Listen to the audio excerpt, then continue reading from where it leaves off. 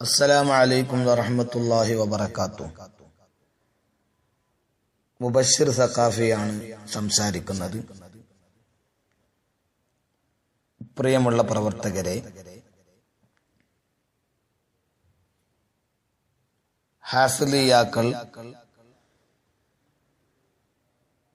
പല സ്ഥലങ്ങളിലും ആദർശ മുന്നേറ്റമെന്ന പരിപാടികൾ സംഘടിപ്പിക്കുന്നത് നാം കണ്ടുവരുന്നു. എന്താണ് ഇതിന്റെ പിന്നിലുള്ള അജണ്ട എന്നതാണ് ഞാൻ നിങ്ങളോട് വിശദീകരിക്കുന്നത്.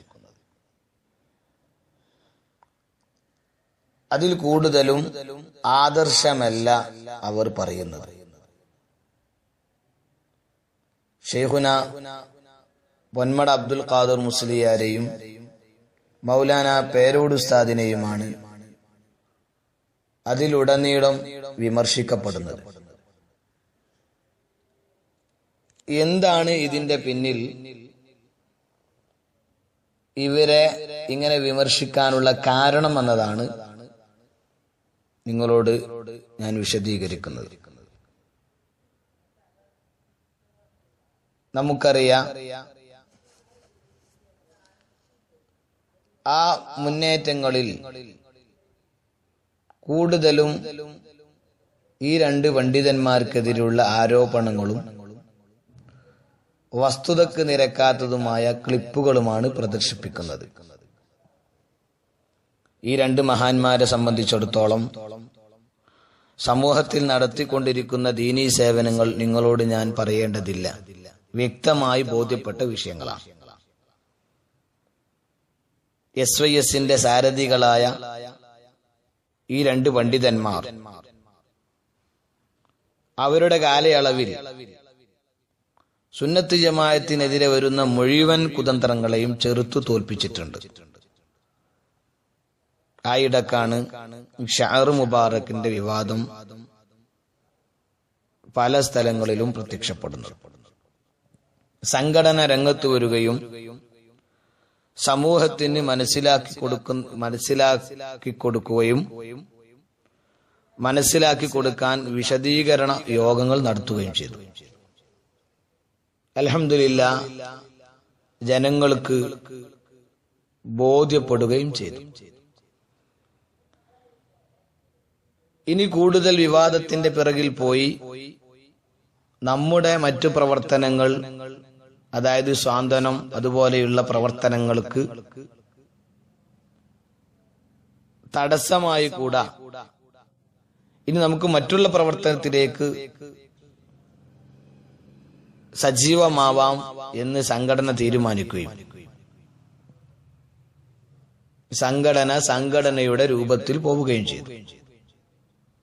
അപ്പോഴാണ് ചിലർ രാജാവിനേക്കാൾ രാജ്യസ്നേഹം പ്രജകൾക്ക് എന്ന് പറഞ്ഞതുപോലെ ഷാറെ മുബാറക്കിന്റെ വിശദീകരണം നിർത്താനായിട്ടില്ല. നമുക്കറിയാം, അന്ന് പത്തപ്പരി ഉസ്താദും വഹാബ് സഖാഫിയും സിദ്ദീഖ് സഖാഫി അരിയൂരൊക്കെ വിശദീകരണങ്ങൾ നടത്തിയിരുന്നു. അക്കൂട്ടത്തിൽ നൗഷാദും ഉണ്ടായിരുന്നു. അവരെല്ലാം നേരത്തെ പറഞ്ഞ ഉസ്താദുമാരൊക്കെ സംഘടന തീരുമാനം അംഗീകരിച്ചു. പക്ഷെ നൗഷാദും മറ്റുള്ള ചില ആളുകളും അവർക്ക് ഈമാൻ ചൂടായി എന്ന് പറയാം. നാം മുത്തുനബിയുടെ ആളുകളാണ്, മുത്തുനബിയുടെ വിഷയം നമ്മൾ ഉറക്കെ പറയണം, അത് സംഘടന തീരുമാനിച്ചാലും വേണ്ടില്ല, തീരുമാനിച്ചിട്ടില്ലെങ്കിൽ വേണ്ടില്ല, നമ്മൾ മുന്നോട്ട് പോകും. നമുക്കറിയാം, ആ സമയത്ത് ഹാഫിദ് പല സ്റ്റേജുകളിൽ വെച്ചും ഷഅറ മുബാറക്കിനെ അംഗീകരിക്കാത്തവർ നരകത്തിലാണെന്നും, അതുപോലെ ഷഅറ മുബാറക്കിനെ അംഗീകരിക്കാത്തവർ എന്ന് പറഞ്ഞ് അവരെ വല്ലാതെ വിമർശിച്ചിരുന്നു. കാഫിറുകളാണ് എന്നൊക്കെ പറഞ്ഞ സ്ഥലങ്ങളുണ്ടായിരുന്നു. ഇദ്ദേഹത്തെ കൂട്ടുപിടിക്കുകയും സംഘടന വിരുദ്ധ പ്രവർത്തനങ്ങൾക്ക് അവർ തുടക്കം കുറിക്കുകയും ചെയ്തു. അങ്ങനെയാണ്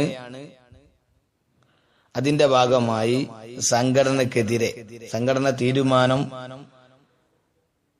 ഗൗനിക്കാതെ പത്തനാപുരത്ത് നൗഷാദിന്റെ പ്രസംഗം സംഘടിപ്പിച്ചു.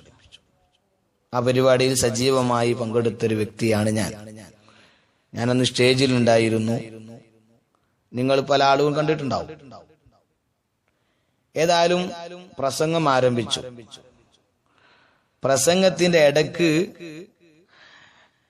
ഹാഫിളിന്റെ മെസ്സേജ് നൗഷാദിന്റെ ഫോണിലേക്ക് ഇങ്ങനെ വന്നുകൊണ്ടിരുന്നു. ധൈര്യമായി പറഞ്ഞോളി, നിങ്ങളെ കൂടെ മഹാന്മാരുണ്ട്, ഫി അമാനില്ല എന്നൊക്കെ പറഞ്ഞിട്ട് നൗഷാദിന് തുരുത്തരെ മെസ്സേജ് വന്നു. ഈ മെസ്സേജ് ഞങ്ങൾ ഒന്നിച്ച് ഭക്ഷണം കഴിക്കുന്ന വീട്ടിൽ വെച്ച് വായിച്ചിട്ടുമുണ്ട്. ഈ സംഘടനാ വിരുദ്ധ പ്രവർത്തനങ്ങളുമായി മുന്നോട്ട് പോയപ്പോൾ നമ്മുടെ സംഘടന നമുക്കറിയാം വളരെ ആത്മാർത്ഥമായി പ്രവർത്തിക്കുകയും ഇടപെടേണ്ട സ്ഥലങ്ങളിൽ ഇടപെടുകയും നല്ല സജീവമായ പ്രവർത്തനങ്ങൾ നടത്തുകയും ചെയ്യുന്നതാണ്. സംഘടനക്കെതിരെ ആര് കളിച്ചാലും അവരെ സംഘടന എന്തു ചെയ്യും? വിട്ടുനിർത്തും. അല്പം സമയം ഒരുപക്ഷെ സംഘടനയിൽ നിന്ന് വിട്ടുനിർത്തും. അങ്ങനെ ഇവർക്കെതിരെ സംഘടന തീരുമാനം വന്നു. എന്നാൽ ഈ തീരുമാനം വന്ന ഉടനെ അതിന്റെ സാരഥികളായ പൊന്മള ഉസ്താദും അതുപോലെ തന്നെ പേരോട് ഉസ്താദും, ഈ രണ്ട് വ്യക്തികളാണ് ഇവർക്കെതിരെ തീരുമാനം കടുപ്പിച്ചത്. അതുകൊണ്ട് ഇവരെ ഇനി സമൂഹത്തിൽ ഇടയിൽ വെച്ച് അല്ലെ ഒരു സമൂഹത്തിൽ ഇവർക്കുള്ള സ്ഥാനങ്ങളെ മാറ്റുകയും ഇവരെ പാഠം പഠിപ്പിക്കണം എന്ന് അവിടുന്ന് തീരുമാനിക്കുകയും അങ്ങനെ പൊന്മള ഉസ്താദിനെയും പേരോട് ഉസ്താദിനെയും എതിരെ അന്നു മുതലാണ് ഇവർ രംഗത്ത് വരുന്നത്. പല ക്ലിപ്പുകൾ നിർമ്മിക്കുകയും പല പ്രവർത്തനം നടത്തുകയും ചെയ്തിട്ടുണ്ട്. ഇൻഷാ അല്ലാഹ് അതിന്റെ ബാക്കി വിശദമായിട്ട് പൊന്മള ഉസ്താദിനെതിരെയുള്ള കളികളും പേരോട് ഉസ്താദിനെതിരെയുള്ള കളികളും അടുത്ത വോയിസിൽ ഇൻഷാ അല്ലാഹ് ഞാൻ വിടും. ഏതായാലും ഇത് മാത്രമേ ഉള്ളൂ. ഇതാണ് പ്രധാന കാരണം ഈ പണ്ഡിതന്മാരെ എതിർക്കാൻ. അല്ലാതെ റസൂലുള്ളാഹി സ്വല്ലല്ലാഹു അലൈഹി വസല്ലം തങ്ങളെ നിയലോ റസൂലുള്ളാഹി സ്വല്ലല്ലാഹു അലൈഹി വസല്ലം തങ്ങളെ മുഅ്ജിസത്തിന്റെ വിഷയത്തിൽ പൊന്മള ഉസ്താദ് പറഞ്ഞതോ ഖുതുബുൽ ആലമിന്റെ വിഷയത്തിൽ പൊന്മള ഉസ്താദിന്റെ വിശദീകരണം അതൊന്നല്ല. അതൊക്കെ ഇവർക്കെതിരെ ഇവര് ഉന്നയിക്കുന്ന ആരോപണങ്ങളാണ്. അതിലൂടെ സമൂഹത്തിൽ ഇവിടെ സ്ഥാനങ്ങൾ പോക്കിക്കളയുന്നതാണ് ഇവർ ഉദ്ദേശിക്കുന്നത്. പക്ഷേ അത് ഇവരല്ല. ഇനി വേറെ ആരെ കൂട്ടുപിടിച്ച് ഏത് കുതന്ത്രങ്ങൾ ചെയ്താലും അത് നടക്കുകയില്ലെന്ന കാര്യം നമുക്കൊക്കെ ബോധ്യപ്പെട്ടതാണ്. ആ പണ്ഡിതന്മാർ ഇഖ്ലാസ് ഉള്ള പണ്ഡിതന്മാരാണ്. അതുകൊണ്ട് അവർക്ക് ഒരു പ്രയാസം അതുകൊണ്ടുണ്ടാകൂല. തെറ്റിദ്ധരിച്ച് നടക്കുന്നവർ ഇത് മനസ്സിലാക്കി ആ പണ്ഡിതന്മാരുമായി അവരെ പ്രവർത്തനങ്ങളിൽ സജീവമാവുകയും വല്ലതും പറഞ്ഞിട്ടുണ്ടെങ്കിൽ അവരെ കണ്ട് പൊരുത്തപ്പെടുകയും ചെയ്യണമെന്ന് സാന്ദർഭികമായി ഓർമ്മപ്പെടുത്തുന്നു. ഞാൻ തന്നെ ഈ വലയിൽ കുടുങ്ങിയിട്ട് പൊന്മള ഉസ്താദിനെയും പേരോട് ഉസ്താദിനെയും വിശദമായി വിമർശിച്ചിട്ടുണ്ട്. ഞാൻ അവർ രണ്ടുപേരെയും പോയി കണ്ടിട്ടുണ്ട്, പൊരുത്തപ്പെടിച്ചിട്ടുണ്ട് എന്ന കാര്യം ഞാൻ നിങ്ങളെ അറിയിക്കുന്നു. അല്ലാഹു ജല്ല ജലാലുഹു സത്യം മനസ്സിലാക്കി പ്രവർത്തിക്കാനും നമ്മുടെ സംഘടനയിൽ ഇഖ്ലാസോടുകൂടി പ്രവർത്തിക്കാനും അല്ലാഹു നമുക്ക് ഭാഗ്യം തന്ന് അനുഗ്രഹിക്കട്ടെ. ആഖിറു ദഅവാനാ അൽഹംദുലില്ലാഹി റബ്ബിൽ ആലമീൻ. അസ്സലാമു അലൈക്കും വറഹ്മത്തുള്ളാഹി വബറകാതുഹു.